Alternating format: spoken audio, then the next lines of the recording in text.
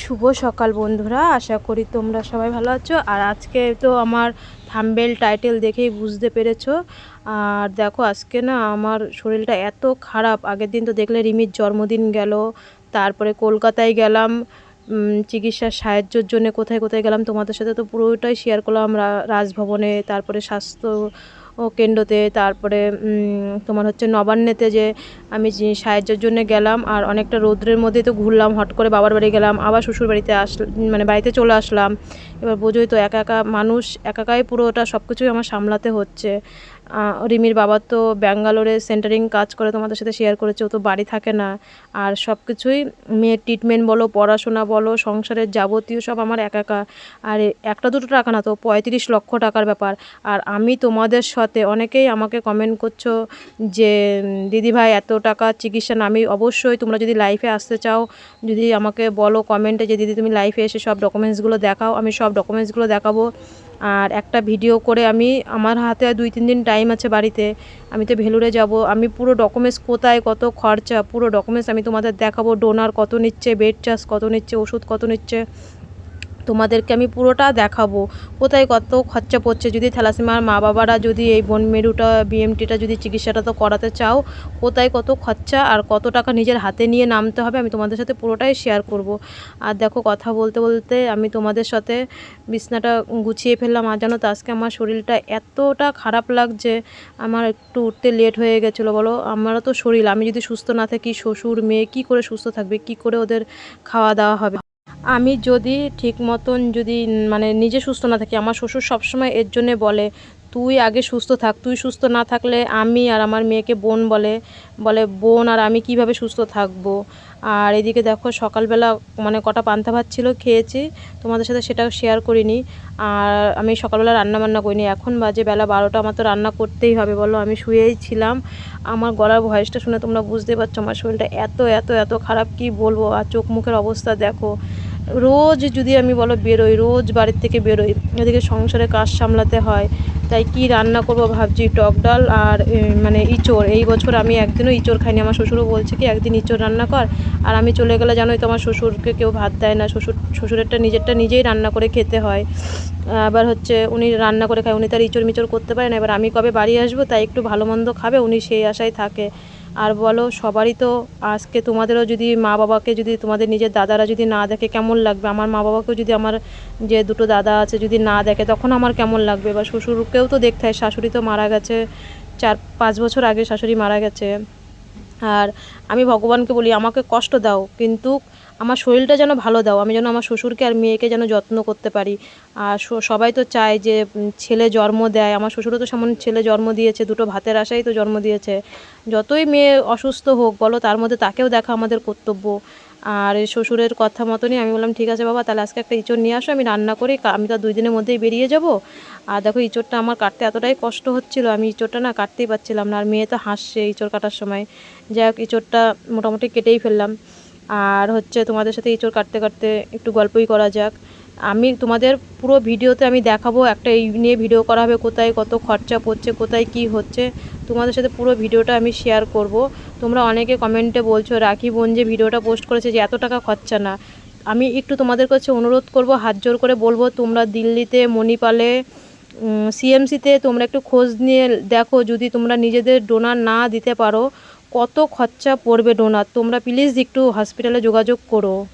আর এখন তো সবার বড় ফোন আছে, যারা কমেন্ট করছো প্রত্যেকটা থ্যালাসেমিয়াদের জন্য বলছি, তোমরা গুগলে সার্চ করে দেখো বোন মেরু যদি কিনতে হয় কত টাকা খরচা পড়ছে। তোমরা তো কমেন্টে বলছো এত টাকা খরচা পড়ে না, এইখানে ডাক্তার দেখালে সেরে যায়, ওখানে ডাক্তার দেখালে সেরে যায়, তোমরা একটু গুগলে সার্চ করে দেখো।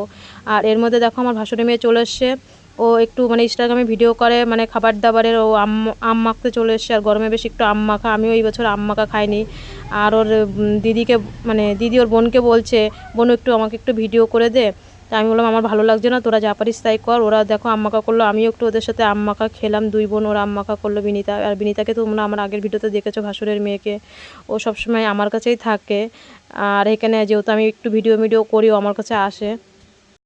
আর এদিকে দেখো আমি তোমাদের যেটা উদ্দেশ্য বলছি যে তোমরা একটু গুগলে সার্চ করে দেখো। তুমি যদি ফোনটা ভালো কাজে লাগাও ভালো কাজে লাগবে, আর যদি খারাপ কাজে লাগাও ফোনটা তোমার খারাপ কাজে লাগবে। প্রত্যেকটা থ্যালাসেমিয়া মা বাবাকে আমি বলবো যে তোমরা একটু গুগলে সার্চ করে দেখো কত খরচা, তাহলে তোমরা আমাকে বলবে না যে এত টাকা খরচা। আর দেখো ইঁচড়টার ভাতটা সিদ্ধ বসিয়ে দিলাম, আর এদিকে পাট শাকটা আমিও ভালো খাই, শ্বশুরও ভালো খায়, মেয়েও ভালো খায়। পাট শাকটাও রান্না করলাম। আর এদিকে দেখো আমি স্নান করে রেডি হয়ে গেলাম, এখন ভাত দেবো শ্বশুরকে আর মেয়েকে। আমিও সকাল থেকে কিচ্ছু খাইনি। এখন ওই দেখো ইঁচড়টা যে রান্না হয়ে গেল, ইঁচড়টা দেখতেই পাচ্ছ রান্না করলাম। চিংড়ি মাছ এনেছিল শ্বশুর, আর এদিকে শ্বশুরকে মেয়েকে দিয়ে আমিও একবারে ভাত নিয়ে বসে গেলাম। আর হচ্ছে দেখো মেয়েকে তো হাওয়া করছে শ্বশুর, মানে আমার মেয়ের তো নাতি বলতে জীবন, বোন বোন ডাকে আমার শ্বশুর। শাশুড়ি মারা গেছে 5 বছর হয়ে গেছে। আর শ্বশুর দেখো একটু গরম খেতে পারে না, আর এদিকে মেয়ের সমানে হাওয়া দিয়ে যাচ্ছে। ওদেরকে ভাত দিয়ে আমিও কটা খেয়ে নিলাম। আর শরীরটা আমার এত ক্লান্ত জানো না, তাই খেতে খেতেই আমার ঘুম লেগে যাচ্ছিল। আর আমি একটু খেয়ে দিয়ে না একটু তোমাদের সাথে মানে বাসন কাটা মেজে ওটা শেয়ার করিনি। আমি বললাম আমার আর ভালো লাগছে না, আমি একটু ঘুমিয়ে পড়লাম। আর ঘুম থেকে দেখো এখন উঠে গেলাম। শুভ বিকাল বন্ধুরা। আমি ঘুম থেকে উঠেই আগে উঠানটা ঝাঁট দিয়ে নিলাম, ঝাঁট দিয়ে কটা বাসন ছিল আর কটা বাসন কটা মেজে আমি হাত মুখ ধুয়ে রেডি হয়ে গেলাম। বাজারের দিকে যাব এখন মেয়েকে নিয়ে, রিমিকে নিয়ে।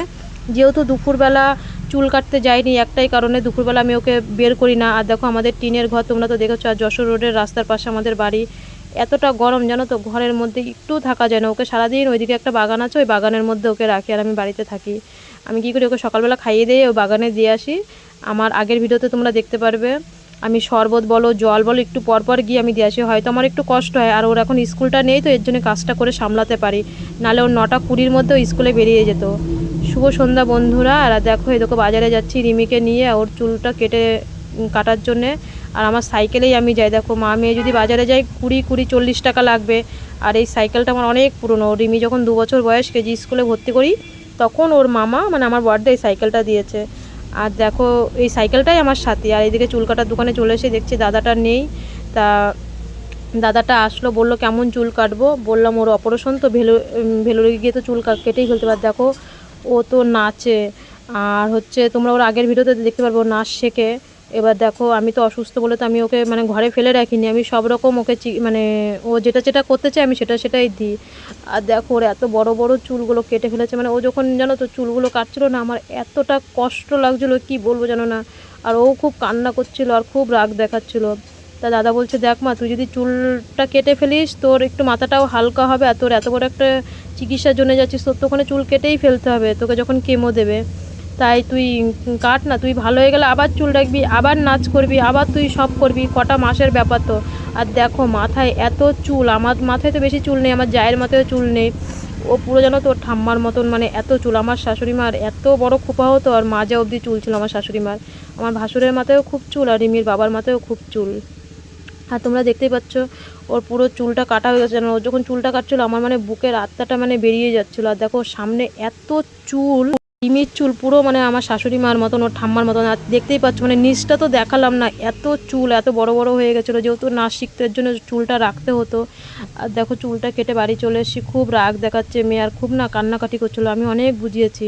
আর দেখো শ্বশুর চান করে দিচ্ছে, আর শ্বশুরই সবসময় চান করায় ওর ঠাম্মা মারা যাওয়ার পরে। যাই হোক কেমন লাগলো তোমরা রিমির পাশে অবশ্যই থাকবে পরের ভিডিওতে আবার ভালো